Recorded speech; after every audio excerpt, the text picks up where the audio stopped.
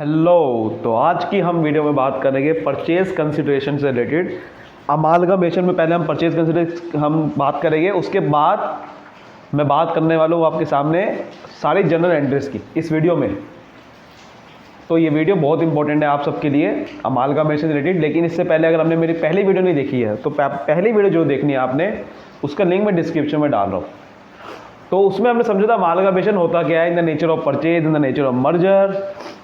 अब हम बात करेंगे, उसमें हमने बात करी थी कंडीशंस में परचेज कंसिडरेशन होनी चाहिए। In the nature of merger की केस में दोनों में परचेज कंसिडरेशन होती है। परचेज कंसिडरेशन ऐसा नहीं है कि दोनों में ही होती है, लेकिन परचेज कंसिडरेशन निकाली कैसे जाती है वो उसको समझने वाले हैं।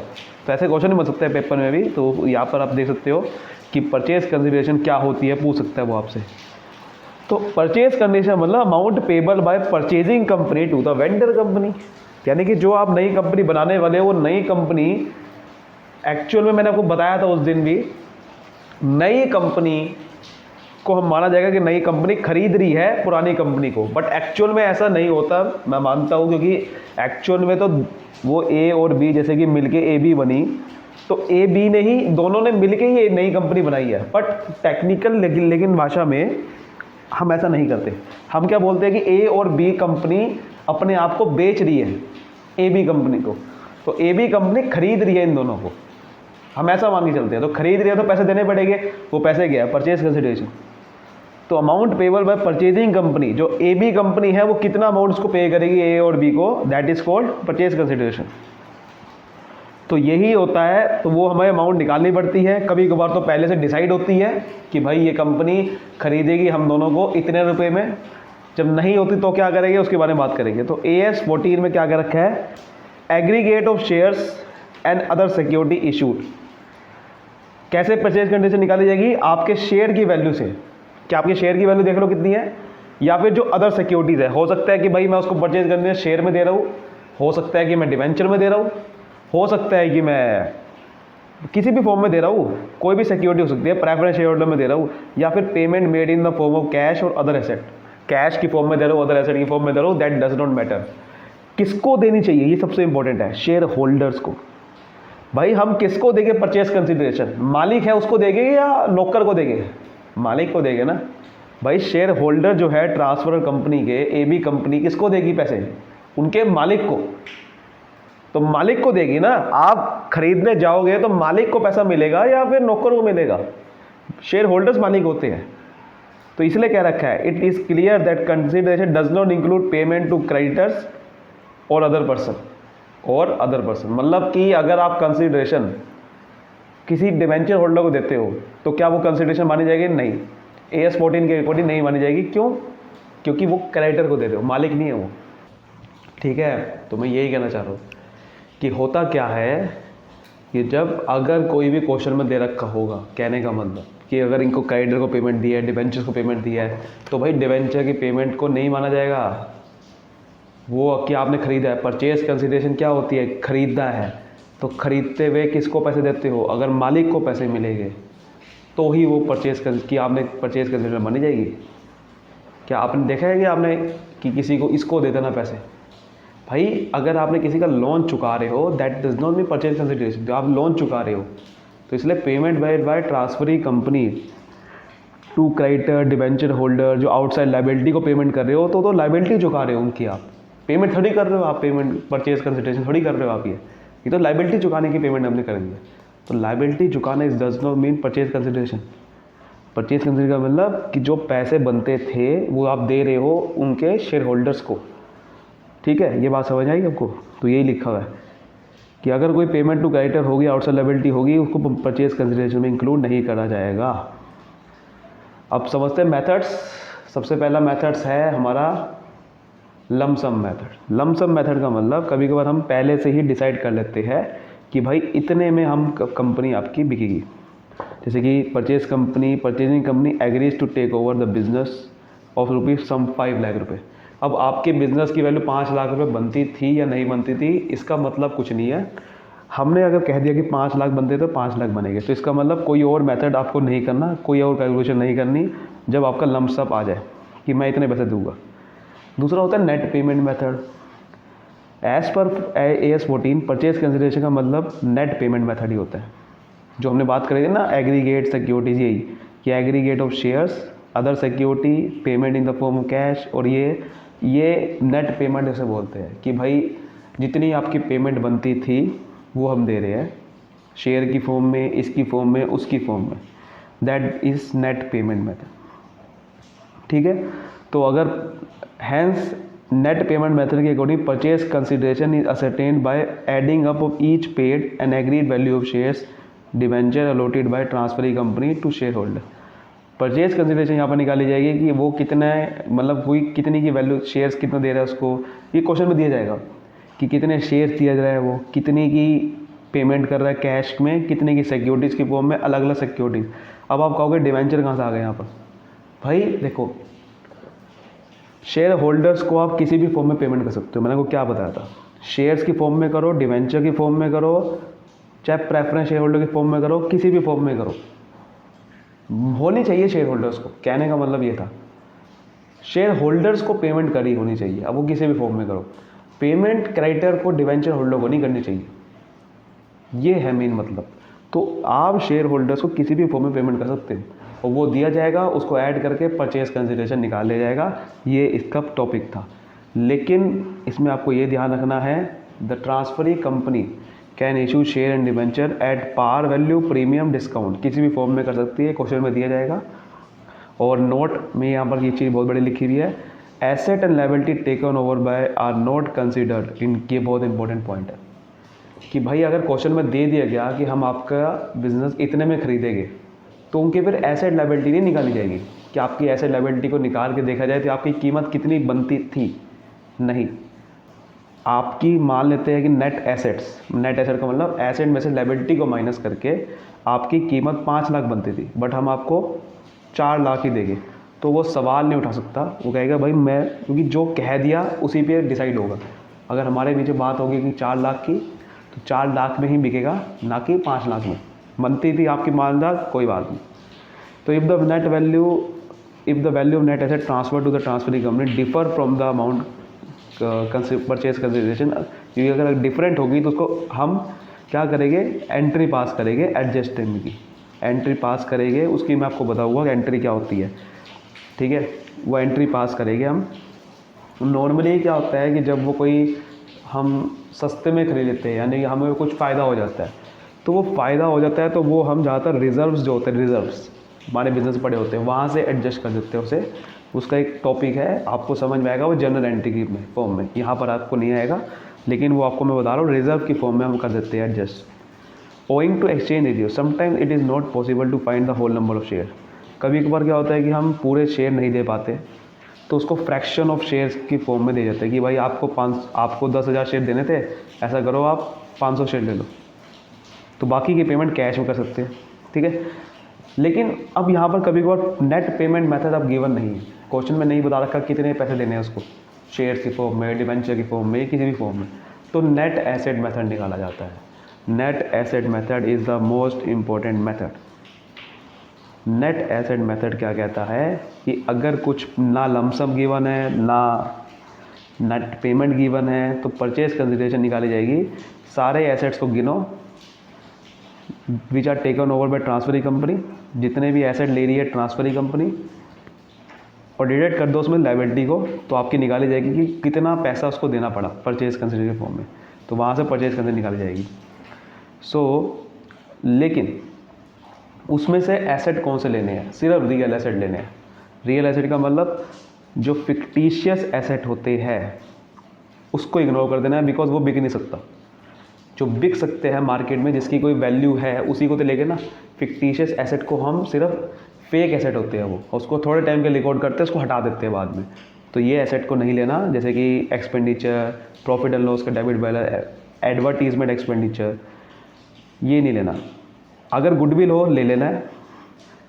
इफ़ एनी एसेट और liability of the transfer company is revalued, अगर कोई रीवैल्यूड करी गई है कि एसेट को बढ़ा दिया गया है, तो उसको फेयर वैल्यू पे लाना पड़ेगा। मैंने आपको बताया था बुक वैल्यू पे रिकॉर्ड करना पड़ता है, जो भी एसेट लेने हैं वो बुक वैल्यू पे लेने हैं, रीवैल्यूएशन कुछ नहीं करना उसका। जैसे एसेट की वैल्यू थी वैसे ही लेने हैं, उसकी कोई मार्केट वैल्यू नहीं लिखी जाएगी। एक्सटर्नल लायबिलिटी को भी टेकन ओवर कर लेना है, लेकिन वही चीज़ ऐसी लायबिलिटी को नहीं लेना जिसको आप बेच नहीं सकते, जिसको पेमेंट नहीं कर सकते, जैसे कि कैपिटल अकाउंट्स। ये लायबिलिटी थोड़ी होती है, इसको पेमेंट थोड़ी करनी है। मानते हैं कि लायबिलिटी साइड लिखते हैं, इसका मतलब ये नहीं पेमेंट जिसको कर सकते हैं, पेमेंट वाली बात कर रहे हैं ना। तो रिजर्व को कैसे पेमेंट करूँगा मैं, इसको नहीं लेना होता, इसको नहीं लेना, तभी आपकी नेट एसेट निकाला जाएगा। ठीक है, डिवेंचर को लेना है, इसको नहीं लेना। स्टॉक एक्सचेंज मेथड भी होता है। Under this method the purchase consideration is ascertain on the basis of ratio in which shares of the transferee company are to be exchange. मतलब कि कभी हम कह देते हैं कि भाई आप उतने शेयर ले लो जितने की हमारे शेयर है। मतलब कभी कभार ट्रांसफरी कंपनी कह देती है कि ठीक है, हम आपके शेयर एक्सचेंज कर रहे हैं, जो आपके जितने शेयर थे ट्रांसफर कंपनी के शेयर को एक्सचेंज कर लेती है।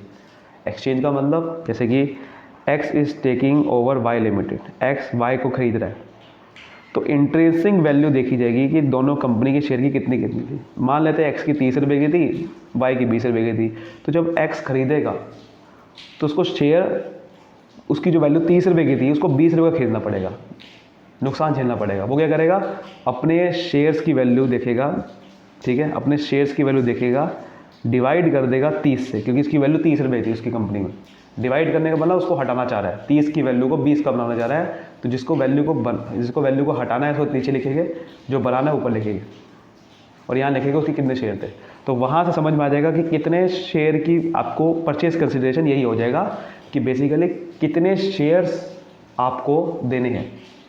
मैंने बताया था परचेज कंसिडरेशन शेयर की फॉर्म में होता है, इसकी फॉर्म में होता है। जब खाली शेयर की फॉर्म में होता है तो ये मेथड काम आएगा, और ये मेथड क्वेश्चन में दिया जाएगा, टेंशन वाली कोई बात नहीं है। क्वेश्चन में दिया जाएगा कि भाई ये इतने शेयर एक्सचेंज कर रहा है, तो आपको मान लेना है कि वही परचेज कंसिडरेशन है। अब मैं आपको क्वेश्चन दिखाता हूँ। तो जैसे कि आप देख पा रहे हैं, कुछ ऐसा क्वेश्चन है, टू कंपनी, ये आपकी बैलेंस शीट दे रखी है 2 कंपनी की, दोनों कंपनी अमालगमेट हो रही है। 2 कंपनी एग्रीड टू अमालगमेट, और वो ए बी कंपनी बनाना चाह रही है, एंड टेक्स ओवर दी, जो कि दोनों कंपनी एसेट और लायबिलिटी दोनों कंपनी ले लेगी। मैंने आपको बताया था जेन्युइन पूलिंग ऑफ एसेट का मतलब यही होता है कि दोनों कंपनी एक दूसरे के एसेट और लायबिलिटी ले लेंगे। ये दोनों कंपनी ख़त्म हो जाएगी, फिर ए बी लिमिटेड होगी। तो ए बी लिमिटेड ए की भी एसेट ले लेगी, बी की भी ले लेगी, लायबिलिटी भी टेकन ओवर कर लेगी, सब कुछ।